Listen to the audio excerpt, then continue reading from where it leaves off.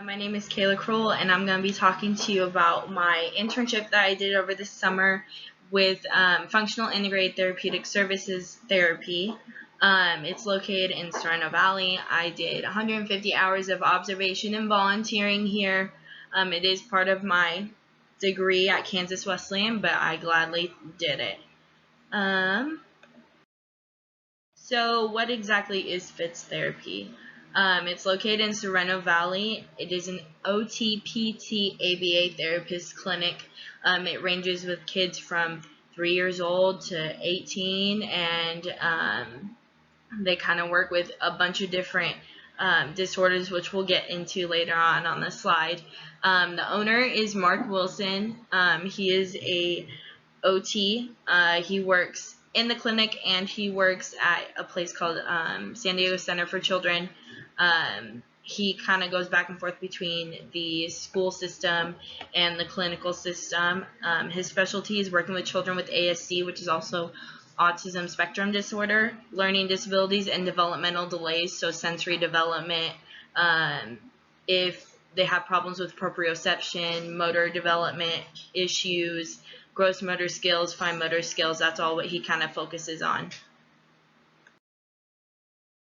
So this is a couple of people from the team on the slide. That's actually one of the rock walls that is in the actual clinic itself. A lot of times the therapist will use this to integrate motor or gross motor skills and kind of get the body moving. Helps with obviously strength in the arms and the legs, and it also helps with proprioception and helping the child kind of get to know where they're at in space and time. So just going down the list, Mark Wilson, which I already introduced you to, he's been serving San Diego for about a little over 20 years with OT. The next person is Sarah Appleman.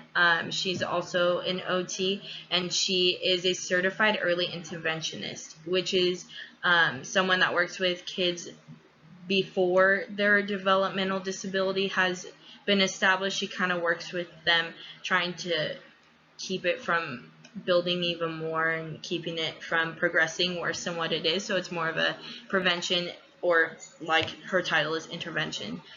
She's also an author and a speaker. She wrote a book that helps with sensory problems, and it helps with fine motor skills. It's called Paw Print's 3-part multisensory handwriting curriculum. So that is also integrated in some school systems right now. She's working on another book, and it also helps with sensory problems. The next person is Chris Vincentiu. I worked hand in hand with him. He is a great guy. He loves working with kids. He's from Paris, France. He actually has known Mark for quite some time. They worked together before, and he's also a life coach, so he took some time off and didn't really focus on OT as much when he was a life coach, but now he's coming back and he works side by side with Mark. But yeah, he mainly focuses on the child and lets the child kind of create their own schedule and kind of dictate their own progression, but he still monitors them and makes sure that they go down the checklist of what they need to get done for the day. The next one is Melanie Barker. She's also an OT there. She specializes in feeding therapy and sensory motor approaches.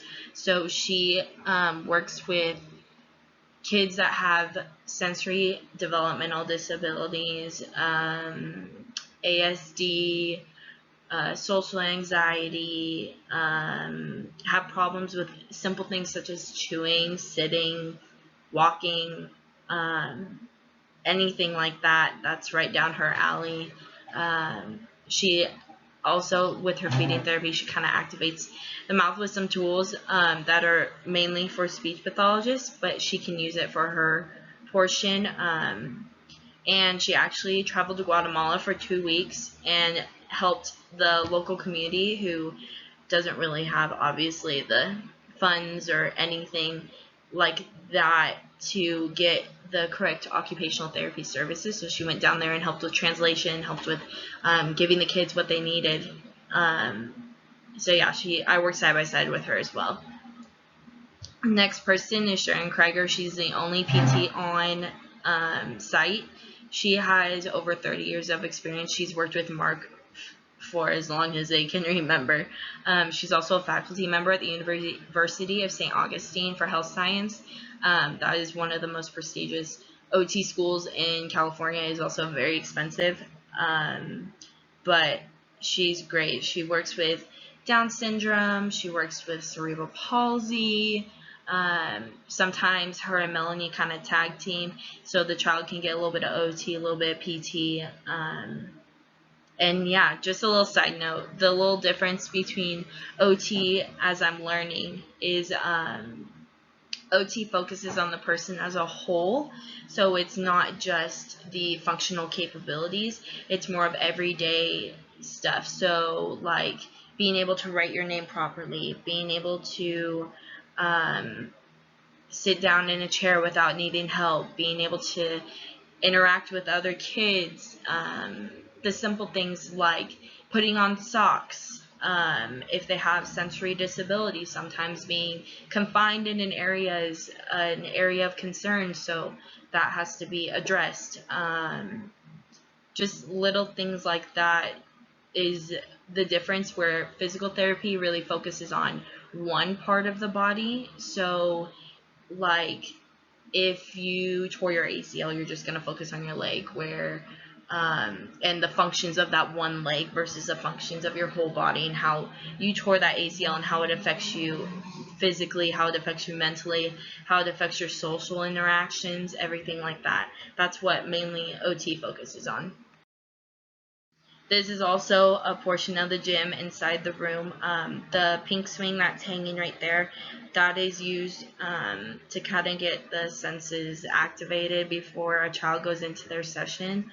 The other swing behind it is a log swing that helps with balance and coordination and proprioception, as well as the pink swing. The big mat on the ground is a crash pad where a child can jump and land in it. That helps desensitize the child when their senses are all over the place and they get a little rambunctious. It's also used to kind of squeeze the child to kind of calm down their body.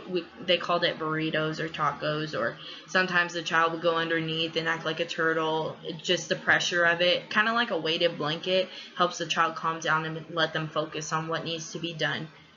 In the orange in the right corner, those are monkey bars that are in the actual facility. And then the bar hanging across, or the line hanging across on the top connected to the ceiling, is actually a Ninja Warrior course, which I think is super cool.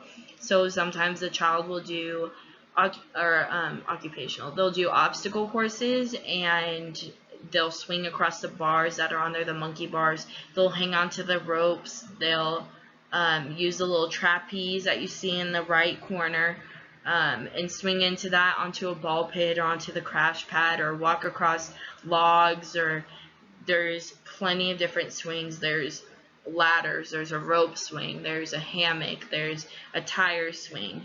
There's a ton to choose from. So they kind of incorporate that Ninja Warrior thing with all the other swings to kind of make it fun, kind of make it challenging for the child, especially if they like to be out and about and moving and constantly going. So some other staff at Fitz Therapy, their names are Christian and Naomi Grasso.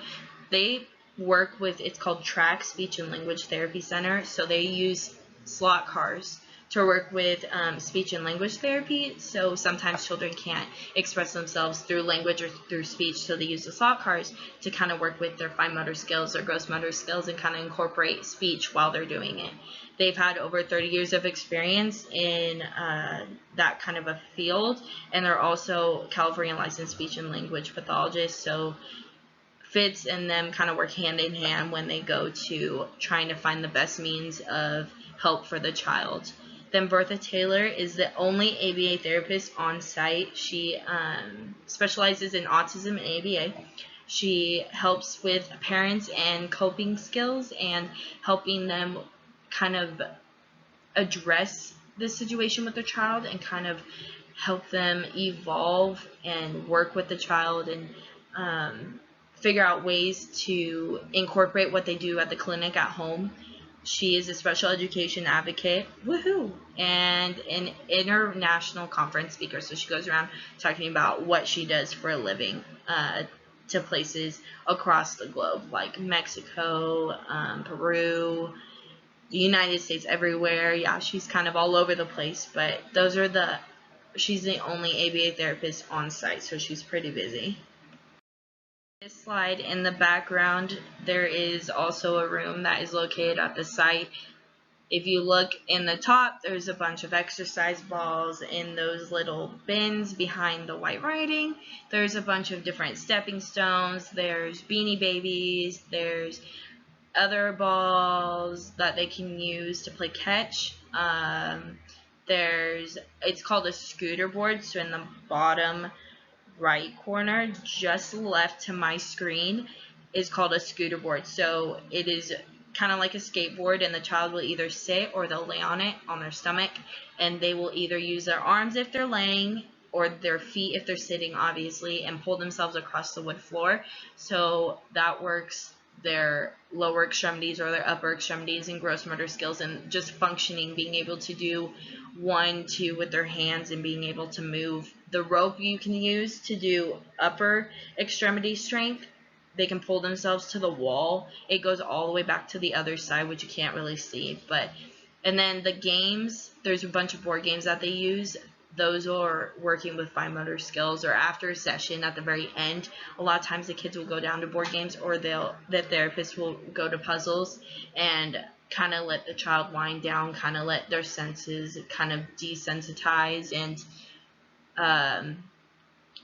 get a grasp of what's going on and their proprioception, let their bodies relax. That way they're not going home all crazy and all over the place for their parent. So some of the services that are available at Fitz Therapy, they provide occupational therapy, physical therapy, speech therapy, applied behavioral analysis, which is ABA, enrichment programs. So they have summer camps that go on where the kids can come in, and it's not one-on-one like every other session.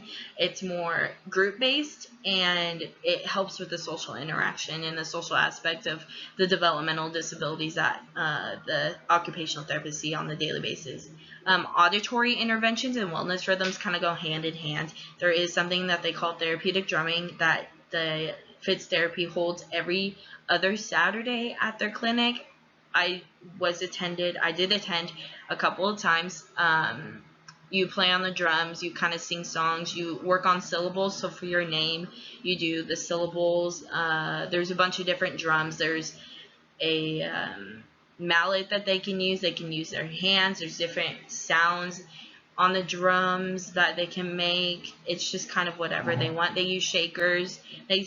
It's just making music and letting the child kind of express themselves through the song, through the music, through the shakers, through talking in other ways that they normally wouldn't. And then the school-based services, they are involved in 21 charter and non-public schools in San Diego and Riverside.